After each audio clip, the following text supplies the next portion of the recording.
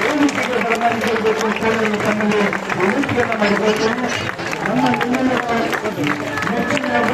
ವಿಷಯಕ್ಕೆ ಮಹೇಂದ್ರ ಶಿವಾಚಾರ್ಯರು ಈಗ ನಮ್ಮ ಪ್ರಗತಿಪರ ಶಿಕ್ಷಣ ಸಂಸ್ಥೆಯ ಈ ವಾರ್ಷಿಕ ಸ್ನೇಹ ಸಮ್ಮೇಳನಕ್ಕೆ ಆಗಮಿಸ್ತಾ ಇದ್ದಾರೆ. ತಮ್ಮೆಲ್ಲರ ಮತ್ತೊಮ್ಮೆ ಜೋರಾದ ಚಪ್ಪಾಳದೊಂದಿಗೆ ಅವರನ್ನು ಬರಮಾಡಿಕೊಳ್ಳಬೇಕು ಅಂತೇಳಿ ನಾನು ತಮ್ಮಲ್ಲಿ ವಿನಂತಿಯನ್ನು ಮಾಡಿಕೊಂಡಿದ್ದೇನೆ.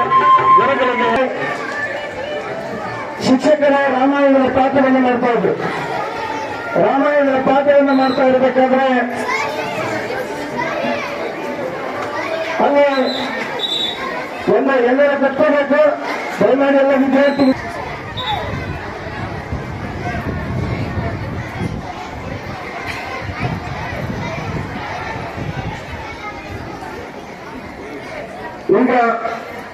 ಇದೀಗ ಸಂಸ್ಥಾನ ಹಿರೇಮಠದ ಪೀಠಾಧಿಪತಿಗಳಾಗಿರ್ತಕ್ಕಂಥ ಶ್ರೀ ಶತಸ್ಥಲ ಬ್ರಹ್ಮ ವಿಶ್ವನಾಥ ಮಹೇಂದ್ರ ಶಿವಾಚಾರ್ಯರನ್ನು ಕೋರುವುದರ ಮೂಲಕ ಪ್ರಗತಿಪರ ಶಿಕ್ಷಣ ಸಂಸ್ಥೆಯ ಪ್ರಾಚಾರ್ಯರಾಗಿರ್ತಕ್ಕಂಥ ಶ್ರೀ ಸುರೇಶ್ ತಮ್ಮಲ್ಲಿ ವಿನಂತಿಯನ್ನು ಮಾಡ್ಕೊತಾರೆ.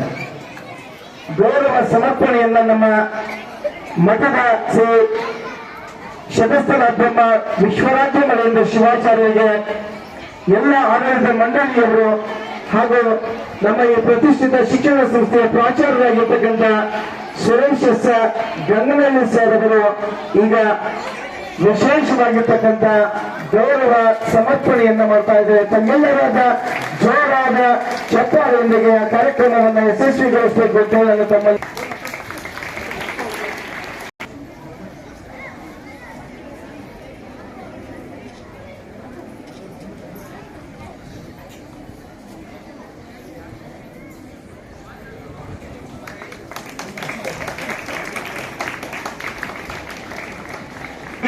ಒಂದು ಪ್ರಶ್ನೆಯನ್ನ ಮಾಡ್ತಾರೆ.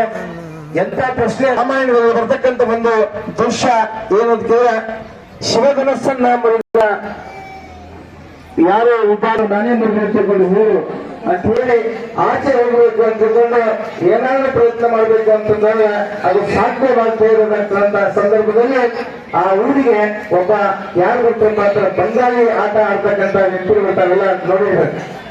ಹಾವುಗಾರ ಆಟ, ಬಂಗಾಳಿ ಆಟ, ಅಲ್ಲಿಂದ ದಾಗದ ಮೇಲೆ ಹೋಗೋದು, ಅಲ್ಲಿ 3 ಬಾರಿ ಪಾಸ್ ಆದ ಮೇಲೆ ಹಾಕಬೇಕು ಅಂತಕ್ಕಂಥ ಸ್ಪರ್ಧೆ ಇರುವಾಗ ಒಬ್ಬ ವಿದ್ಯಾರ್ಥಿ ಶಾಲೆಯಲ್ಲಿ ಕುತ್ಕೊಂಡ ಆಗ ಏನ್ ಮಾಡ್ತಪ್ಪ ಅಂತ ಹೊಸದಾಗಿ ಅವರ ತಂದೆ ಏನ್ ಮಾಡಿದ್ದಾನ, ಒಂದು ವಾಚ್ ತಂದು ಕೊಟ್ಟಿದ್ದ. ಆ ವಾಚ್ ಅನ್ನ ಬ್ಯಾಗ್ನ ಇಟ್ಕೊಂಡು ಯಾಕೆ ಮಾಡ್ತಿದ್ದಾನ. ಅಲ್ಲಿ ಪಕ್ಕದಲ್ಲಿರ್ತಕ್ಕಂಥ ವಿದ್ಯಾರ್ಥಿಗಳು ಕೂಡ ಅಸೂಯೆ ಆಗ್ತದೆ. ನಾವು ಕೂಡ ಗಡಿಯಾರವನ್ನ ಹಾಕಿಕೊಳ್ಬೇಕು, ನಾವು ಕೂಡ ಗಡಿಯಾರ ಹಾಕಬೇಕು ತಗೊಂಡು ಒಬ್ಬ ವಿದ್ಯಾರ್ಥಿ ಏನ್ ಮಾಡ್ತಾರಪ್ಪ ಅಂತಂದ್ರೆ ಏನಾದ್ರೂ ಮಾಡಿ ಆ ವಾಚನ್ನ ನಾನು ಕಲೆ ಮಾಡಬೇಕು ಅಂತ ತಗೊಂಡು ಕೆಟ್ಟ ವಿಚಾರವನ್ನ ಮಾಡ್ತಾನೆ ವಿದ್ಯಾರ್ಥಿ. ಆ ಕೆಟ್ಟ ವಿಚಾರವನ್ನ ಮಾಡಿರ್ತಕ್ಕಂಥ ವಿದ್ಯಾರ್ಥಿ ಏನ್ ಮಾಡ್ತಾರಪ್ಪ ಅಂತಂದ್ರೆ ಯಾವುದೇ ಬರೋದ್ರಿಂದ ಆ ವಾಚನ್ನ ಕಲೆ ಮಾಡ್ತಾನೆ. ಆ ಕಲೆ ಮಾಡಿದ ಮೇಲೆ ಕಳ್ಳತನ ಗಡಿಯಾರದ ವಿದ್ಯಾರ್ಥಿ ಏನ್ ಮಾಡ್ತಾರಪ್ಪ ಅಂತಂದ್ರೆ, ಸರ ಗುರುಗಳೇ ನನಗೆ ದಯಮಾಡಿ ನಮ್ಮ ತಂದೆಯವರು ಬಹಳಷ್ಟು ನಾನು ತೊಂದರೆಯನ್ನು ಕೊಟ್ಟು ನಮ್ಮ ತಂದೆಯವರಿಂದ ಈ ಒಂದು ಗಡಿಯಾರವನ್ನ ಈ ವಾಚ್ ಅನ್ನ ಪಡೆದುಕೊಂಡಿದ್ದೆ. ಆ ವಾಚ್ ಇವತ್ತು ಏನಾಗಿದೆ ಅಂತೇಳಿ ಕಳ್ಳತನವಾಗಿದೆ. ದಯಮಾಡಿ ಯಾರಾದ್ರೂ ತೆಗೆದುಕೊಂಡ್ರೆ ನಿಮ್ಮ ಮಾತನ್ನ ಕೇಳ್ತಾರೆ, ಅದಕ್ಕೆ ತಾವು ಹೇಳಿ ನನಗೆ ಕೊಡಿಸ್ಬೇಕು ಅಂತ ತಿಳ್ಕೊಂಡು ಆ ಗುರುಗಳಲ್ಲಿ ಕೇಳ್ಕೊಂಡಾಗ ಗುರುಗಳು ಹೇಳ್ತಾರೆ, ಆಯ್ತಪ್ಪ ಒಂದ್ ಕೆಲಸ ಮಾಡೋಣ, ಯಾರು ಕಳು ಮಾಡಿಲ್ಲ, ಯಾರು ಕಳು ಮಾಡಿದ್ರಪ್ಪ ಅಂತ ಇಲ್ಲ, ಕಳು ಮಾಡಿದ್ವಿ ನಾವು.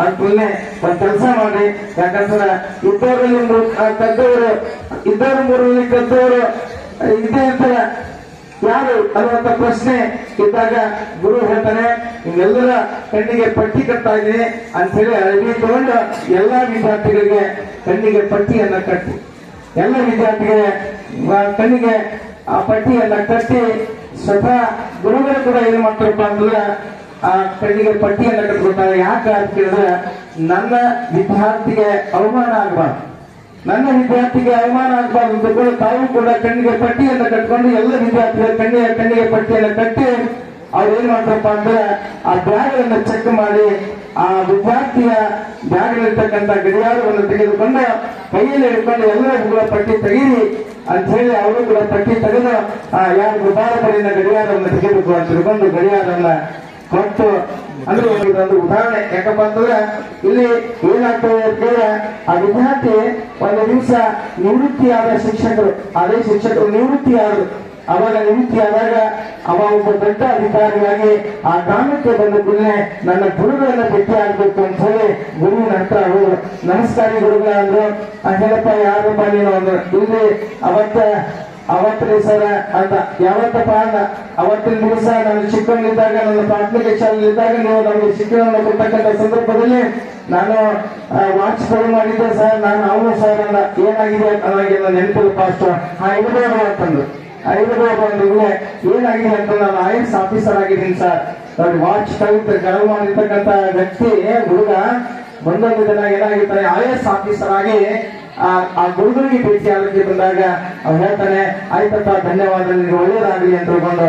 ಇಲ್ಲ ನನಗೆ ಗೊತ್ತಿದೆ ಅಂತ ಇಲ್ಲಪ್ಪ, ನಾನು ಅವತ್ತಿನ ದಿವಸ ಗಡಿಯಾರ ಕಳು ಮಾಡಿ ನೀನೇ ನನಗೆ ಗೊತ್ತಿರಲಿಲ್ಲ. ಯಾಕಂತಂದ್ರೆ ಅವತ್ತಿನ ದಿವಸ ಆ ಗಡಿಯಾರವನ್ನು ಹುಡುಕ್ಬೇಕು ಅಂತ ನಾನು ಕೂಡ ಕಣ್ಣಿಗೆ ಪಟ್ಟಿಯನ್ನು ಕಟ್ಕೊಂಡಿದ್ದೆ ಅಂತಕ್ಕಂಥ ಮಾತನ್ನ ಆ ಒಂದು ಗುರುಗಳು ಆ ಸ್ವಾಭಿಮಾನದ ಮಾತನ್ನ ಹೇಳಿದ್ರು. ಅವಾಗ ಬಹಳಷ್ಟು ಗೌರವ. ಯಾಕಂತಂದ್ರೆ ನೀವೆಲ್ಲ ವಿದ್ಯಾರ್ಥಿಗಳು ಏನಾಗ್ತಿರೋ ಬಿಟ್ಟಿರೋ ಗೊತ್ತಿಲ್ಲ. ನಿಮ್ಮ ಶಾಲೆಯ ಕಡೆ ಯಾವತ್ತೂ ಕೂಡ ಗಮನವನ್ನು ಇಡಬೇಕು. ವಿದ್ಯಾರ್ಥಿಗಳಾಗಿರ್ತಕ್ಕಂಥ ಯಾವ ರೀತಿಯಾಗಿ ಇರಬೇಕು ಅಂತಂದ್ರೆ ಶಿಕ್ಷಕನ ಒಂದು ವೃತ್ತಿಗೆ ಯಾವತ್ತೂ ಕೂಡ ಕಳಂಕವನ್ನು ತರದೆ ಇರ್ತಕ್ಕಂಥ ವಿದ್ಯಾರ್ಥಿಗಳು ತಾವಾಗಿರಬೇಕು. ಶಿಕ್ಷಕರ ವೃತ್ತಿ ಯಾವ ರೀತಿಗೆ ಇದೆ ಅಂತಂದ್ರೆ ಆ ಪಾವಿತ್ರ್ಯತೆ ವಿಷಯ ಅಂದ್ರೆ ಶಿಕ್ಷಕ ತನ್ನ ವೃತ್ತಿಗೆ ಆ ಪಾವಿತ್ರ್ಯತೆಯನ್ನ ಕಾಪಾಡಬೇಕು, ಆ ವಿಷಯವನ್ನು ಪ್ರೀತಿಸಬೇಕು. ದೇವಣಗಾಂವದೊಳಗ ಈ ಪ್ರಗತಿಪರ ಶಿಕ್ಷಣ ಸಂಸ್ಥೆ ಪ್ರಾರಂಭ ಆಗ್ಲಿಲ್ಲ ಅಂತಂದ್ರ ಈ ಭಾಗದ ಶಿಕ್ಷಣ ಸಂಸ್ಥೆ ಈ ಒಂದು ಭಾಗಕ್ಕೆ ಈ ಒಂದು ದೇವಣಗಾಂವ ಅಷ್ಟೇ ಅಲ್ಲ, ಸುತ್ತಮುತ್ತಲ ಎಲ್ಲ ಕಡೆ ಕೂಡ ಶಿಕ್ಷಣ ಮಟ್ಟ ಇಷ್ಟೊಂದು ಎತ್ತರಕ್ಕೆ ಬೀಳ್ತಾ ಇರಲಿಲ್ಲ. ಯಾಕಂತಂದ್ರೆ ನಮ್ಮ ಬಸ್ನೂರ್ ಸಾಹೇಬರು, ನಮ್ಮ ಮಾಜಿ ಶಾಸಕರು, ಈ ಭಾಗದ ಜನಪ್ರಿಯ ಮಾಜಿ ಶಾಸಕರಾಗಿರುವಂಥ ನಮ್ಮ ರಮೇಶ್ ಬಸ್ನೂರ್ ಅವರ ಬಹಳಷ್ಟು ಪ್ರಯತ್ನದ ಫಲವಾಗಿ ಎಲ್ಲ ವೇದಿಕೆ ಮೇಲೆ ಕೂತಂತ ಎಲ್ಲರ ಪ್ರಯತ್ನ ಫಲವಾಗಿ ಏನಾದರೂ ಈ ಊರಿಗೆ ಮಾಡ್ಬೇಕಂತ ವಿಚಾರ ಮಾಡಿಕೊಂಡು ಭಾಳ ಒಳ್ಳೆಯ ಕೆಲಸ ಮಾಡ್ಯಾರ ಅಂತಂದ್ರೆ ಎಂಥ ಕೆಲಸ ಮಾಡ್ಯಾರ ಅಂದ್ರೆ ಶಿಕ್ಷಣ ಕೊಡುವಂಥ ಕೆಲಸ ಮಾಡಿದಕ್ಕೆ ಅವ್ರಿಗೆ ನಾನು ಮೊದಲ ಅಭಿನಂದನೆಗಳನ್ನು ಸಲ್ಲಿಸ್ತೇನೆ. ಯಾಕೆ ಮಾತನ್ನು ಹೇಳ್ತಾ ಇದ್ದೀನಿ ಅಂತಂದರೆ ಜೀವನದೊಳಗೆ ನೋಡಿ ನೆನ್ಪಿಟ್ಕೊಳ್ರಿ, ಸಂಸ್ಕಾರಗಳು, ಶಿಕ್ಷಣ ಮತ್ತು ಸಂಸ್ಕಾರಗಳು ಭಾಳಷ್ಟು ಮಹತ್ವ. ಒಂದು ಕಡೆ ಹೇಳ್ತಾರೆ ಒಂದು ವೇಳೆ ಅಮೇರಿಕ ಹಾಳಾದ್ರೆ ಜಗತ್ತಿನ ಸಂಪತ್ತು ಹಾಳಾಗ್ತದೆ. ಒಂದು ವೇಳೆ ಅಮೇರಿಕ ಹಾಳಾದ್ರೆ ಜಗತ್ತಿನ ಸಂಪತ್ತು ಹಾಳಾಗುತ್ತೆ. ಒಂದು ವೇಳೆ ರಷ್ಯಾ ಹಾಳಾದ್ರೆ ಜಗತ್ತಿನ ಮಿಲಿಟರಿ ಶಕ್ತಿ ಹಾಳಾಗುತ್ತೆ. ಒಂದು ವೇಳೆ ರಷ್ಯಾ ಹಾಳಾದ್ರೆ ಜಗತ್ತಿನ ಮಿಲಿಟರಿ ಶಕ್ತಿ ಹಾಳಾಗುತ್ತೆ. ಒಂದು ವೇಳೆ ಪ್ಯಾರಿಸ್ ಹಾಳಾದ್ರೆ ಫ್ಯಾಷನ್ ಹಾಳಾಗುತ್ತೆ ಅಂತ ಹೇಳ್ಯಾರ. ಆದ್ರೆ ಒಂದು ವೇಳೆ ಭಾರತ ಹಾಳಾದ್ರೆ ಇಡೀ ಜಗತ್ತಿನ ಸಂಸ್ಕಾರಗಳು, ಸಂಸ್ಕೃತಿ ಹಾಳಾಗ್ತಾವಂತ ಮಾತನ್ನು ಹೇಳಿದ್ದಾರೆ. ಅದರ ಸಲುವಾಗಿ ಸಂಸ್ಕಾರಗಳು, ಸಂಸ್ಕೃತಿ ಯಾವಾಗ ಉಳಿದವ ಅಂತಂದ್ರೆ ಈ ದೇಶದಲ್ಲಿರುವಂತ ಶಿಕ್ಷಣ ಸಂಸ್ಥೆ ಮತ್ತು ಧಾರ್ಮಿಕ ಕೇಂದ್ರಗಳಿಂದ ಈ ದೇಶದೊಳಗ ಸಂಸ್ಕಾರಗಳು, ಸಂಸ್ಕೃತಿಗಳು ಇವತ್ತಿನ ದಿವಸ ಉಳಿದಾವೆ ತಂದ್ರೂ ಕೂಡ ತಪ್ಪಾಗುವುದಿಲ್ಲ. ಯಾಕಂದ್ರೆ ನೀವೆಲ್ಲ ಇವತ್ತಿನ ದಿವಸ SLC ವಿದ್ಯಾರ್ಥಿಗಳು ಬೀಳ್ಕೊಡೋ ಸಮಾರಂಭ ಅಂತಂದ್ರೆ ಸುಮಾರು ಒಂದನೇ ಹಿಡಿದು ಫಸ್ಟ್ ಸ್ಟ್ಯಾಂಡರ್ಡ್ ಹಿಡಿದು ಸುಮಾರು 10 ವರ್ಷಗಳ ಪರ್ಯಂತರವಾಗಿ ಶಿಕ್ಷಣ ಸಂಸ್ಥೆಯಲ್ಲಿ ಬಹಳ ಜನ ಕಲ್ತಾ ಇದ್ದಾರೆ. ಈಗ ಇವತ್ತಿನ ದಿವಸ ಇನ್ನ ಮೋಸ್ಟ್ಲಿ 54 ದಿವಸ ಇರ್ಬೋದು ಸರ್. 54 ದಿವಸ ಇನ್ನ ಪರೀಕ್ಷೆ ಅದ, ಇನ್ನ ಕಾಲ ಮಿಂಚಿಲ್ಲ. ಮನುಷ್ಯ ಮನಸ್ಸು ಮಾಡಿದ್ರೆ ಬೆಕ್ಕಾದ ಸಾಧ್ಯ ಅದ. ಭಾಳ ಮನಸ್ಸು ಮಾಡಿದ್ರೆ ಬೆಕ್ಕ. Man is major of all things ಅಂತ ಹೇಳ್ತಾರೆ. ಮನುಷ್ಯನೇ ಪ್ರಪಂಚದ ಮಾನದಂಡ ಅಂತ ಹೇಳ್ತಾರೆ. ನೀವು ಎಷ್ಟೋ ಜನ ಓದಿಲ್ಲ ಅಂತ ತಿಳ್ಕೊಡ್ರಿ. ಬರೀ ಕೇವಲ 50 ದಿವಸ ಹೋದ್ರಿ ನೀವು 90ಕ್ಕಿಂತ ಹೆಚ್ಚಿನ ಪರ್ಸೆಂಟ್ ಕೂಡ ತಗೋಗುವಂತ ಶಕ್ತಿ, ಸಾಮರ್ಥ್ಯ ಭಗವಂತ ನಮ್ಗೆ ಕೊಟ್ಟಾನ. ನೀವೇನೋ ಮಾಡಕ್ ಹೋಗ್ಬೇಡ್ರಿ. ಏನ್ ಮಾಡ್ರಿ ಅಂತಂದ್ರೆ ಮನೆಯೊಳಗ ಮೊಬೈಲ್ ಬಿಡ್ರಿ. ಮೊದಲು ಫಸ್ಟ್ ಮೊಬೈಲ್ ಬಿಡ್ರಿ. 50 ದಿವಸ ಪರ್ಯಂತರವಾಗಿ ಮೊಬೈಲ್ಗೆ ಮುಟ್ಟಂಗಿಲ್ಲ. ಮೊಬೈಲ್ ಬಿಡ್ರಿ. ಮೊಬೈಲ್ ಬಿಟ್ಟು ಏನ್ ಮಾಡಿರ್ತಂದ್ರೆ ಬೆಳಗ್ಗೆ ಕೆಲವೊಂದು ಜನರಿಗೆ ಏನಾಗ್ತದೆ ನಸಿಕಿನಾಗ ಎದ್ದು ಓದುವಂತ ಅಭ್ಯಾಸ ಅದ. ಕೆಲವೊಂದು ಜನರಿಗೆ 4 ಗಂಟೆಗೆ ಎದ್ದು ಸುಮಾರು 7-8 ತಕ್ಕ ಓದ್ತಾರೆ. ಆದ್ರೆ ಕೆಲವೊಂದು ಜನರು ರಾತ್ರಿ 1 ತಕ್ಕ 2 ತಕ್ಕ ಓದ್ತಾರೆ. ನಿಮ್ಗೆ ಹ್ಯಾಂಗ ಅನುಕೂಲ ಆಗ್ತದ ಸುಮಾರು ನೀವು 24 ತಾಸೊಳಗೆ 18 ತಾಸು ಓದ್ಬೇಡ್ರಿ, ಕೇವಲ 10 ತಾಸು ಓದ್ರಿ. ನೀವು 90% ನಿಮ್ಮ 100ಕ್ಕೆ 100 90% ನಿಮ್ಗೆ ಸಿಗ್ತದೆ ಅಂತ ನನ್ನ ಅಭಿಪ್ರಾಯ ಅದ. ನೀವು ಮನಸ್ಸು ಕೊಟ್ಟು ಓದ್ರಿ. ಒಂದು ಅರ್ಧ ತಾಸು. ಕೆಲವು ಜನ ಓದ್ತಾರೆ, ಹ್ಯಾಂಗ ಓದ್ತಾರೆ ಅಂದ್ರೆ ಪುಸ್ತಕ ಹಿಡಿದಿರ್ತಾರ, ಏನೋ ಧ್ಯಾನ ತಪ್ಪಟ್ಟು ಏನೋ ಓದ್ತಾರಲ್ಲ, ಚಿಪ್ಪಟ್ಟೆ ಹಾಂಗ ಹೋದ್ರು ನೀವು 90 ತೊಗೊಳಂಗಿಲ್ಲ, 25 ತೋತೀರಿ. ಹಾಂಗ ಓದಾಬೇಡ್ರಿ. 10 ತಾಸು ಪರ್ಯಂತರವಾಗಿ 1 ತಾಸು ಆದ ಬಳಿಕ 20 ನಿಮಿಷ ರಿಲ್ಯಾಕ್ಸ್ ತೊಗೊಳ್ರಿ. ಓದಕ್ಕೆ ಶುರು ಮಾಡಬೇಕು, ಓದಬಾರ್ದು. 1 ತಾಸು ಓದ ಬಳಿಕ 10 ನಿಮಿಷ ಮತ್ತು ನೀವು ಸ್ವಲ್ಪ ರಿಲ್ಯಾಕ್ಸ್ ತೊಗೊಂಡೋಗ್ಬೇಕು, ಮತ್ತು ಓದ್. ಆಮೇಲೆ 1 ಅರ್ಧ ತಾಸು ಟಿವಿ ನೋಡ್ರಿ. ನಿಮ್ಗೆ ಮೊಬೈಲ್ ನೋಡುವಂತ ವಿಚಾರ ಇತ್ತು, ಅದಕ್ಕೂ ಒಂದು ಟೈಮ್ ತೊಗೊಳ್ರಿ. 1 ಅರ್ಧ ತಾಸು ಮೊಬೈಲ್ ನೋಡ್ರಿ, ಆಮೇಲೆ ಸ್ವಿಚ್ ಆಫ್ ಮಾಡ್ರಿ. ಚೆನ್ನಾಗಿ ಓದ್ರಿ. ಒಟ್ಟಾರೆ ಇವತ್ತಿನ ದಿವಸ ನಿಮ್ಗೆ ಯಾಕೆ ಶಿಕ್ಷಣ ಸಂಸ್ಥೆಯವರು ಯಾಕೆ ಬೀಳ್ಕೊಡಿ ಸಮಾರಂಭ ಬಿಟ್ಟಿರತ್ತಂದ್ರೆ ನೀವು ಮುಂದೆ ಬರುವ ಭವಿಷ್ಯ ಕಾಲದೊಳಗೆ ನೀವೆಲ್ಲ IAS ಅಧಿಕಾರಿ ಆಗ್ಬೇಕಂತ ಅವ್ರ ಇಚ್ಛಾದ, IPS ಅಧಿಕಾರಿ ಆಗ್ಬೇಕಂತ ಇಚ್ಛಾದ, ಮತ್ತು MBBS ಡಾಕ್ಟರ್ ಆಗ್ಬೇಕಂತ ಇಚ್ಛಾದ ಅವ್ರಿಗೆಲ್ಲ. ಇವತ್ತು ದಿವಸ ನಿಮ್ಮ ತಂದೆ ತಾಯಂದಿರು ಇಷ್ಟೆಲ್ಲ ಜನ ಕುಂತಿರ್, ನೀವೆಲ್ಲ ನಿಮ್ಮ ತಂದೆ ತಾಯಂದಿರು ಏನ್ ಕೆಲಸ ಮಾಡತ್ತಾರ, ಎಲ್ಲರೂ ಹೊಲಕ್ಕೆ ಹೋಗ್ಯಾರ. ಅವರೆಲ್ಲ ಎದಕ್ಕೆ ಹೊಲಕ್ಕೆ ಹೋಗ್ಯಾರ ಅಂತಂದ್ರೆ ದಿನನಿತ್ಯದೊಳಗೆ 300 ರೂಪಾಯಿ 300-400 ರೂಪಾಯಿ ದುಡಿತಾರ. ಯಾರ ಸಲುವಾಗಿ ಅಂದ್ರೆ ನಿಮ್ಮ ಸಲುವಾಗಿ ದುಡಿತಾ ಇದ್ದಾರೆ. ಒಂದು ತಂದೆ ತಾಯಂದಿರು ತಮ್ಮ ಗಳಿಸಿರುವಂತ 70% ಯಾರಿಗೆ ಖರ್ಚು ಮಾಡ್ತಾರಪ್ಪ ಅಂತಂದ್ರೆ ತಮಗಾಗಿ ಖರ್ಚು ಮಾಡಂಗಿಲ್ಲ, ತಮ್ಮ ಮಕ್ಕಳಿಗಾಗಿ ಖರ್ಚು ಮಾಡ್ತಾರೆ. ಅದನ್ನ ಅರ್ಥ ಮಾಡಿಕೊಂಡು ನೀವು ಓದ್ರಿ. ನೀವೇನ್ ಮಾಡ್ಬೇಕಪ್ಪ ಅಂತಂದ್ರೆ ಮಕ್ಕಳ ನೀವೆಲ್ಲರೂ ತಂದೆ ತಾಯಿದ ಹೆಸರ ಬೆಳೆಸುವಂತ ಕೆಲಸ ಮಾಡ್ರಿ. ಇದು ಸ್ಟೂಡೆಂಟ್ ಲೈಫ್ ಇದು ಗೋಲ್ಡನ್ ಲೈಫ್ ಅದ. ಅದ್ರ ಸಲುವಾಗಿ ಇದು ಮತ್ತೆ ಸಿಗಂಗಿಲ್ಲ. ಈ ವೇದಿಕೆ ಮೇಲೆ ಕೂತವ್ರಿಗೆ ಸಿಗ್ತದ, SLC ಸಿಗಂಗಿಲ್ಲ, ಹೋಗ್ಬಿಟ್ಟದ ಅದೆಲ್ಲ. ಅದು ನಿಮಗೆ ಮಾತ್ರ ಗೋಲ್ಡನ್ ಲೈಫ್ ಅದ. ಚೆನ್ನಾಗಿ ಓದ್ರಿ.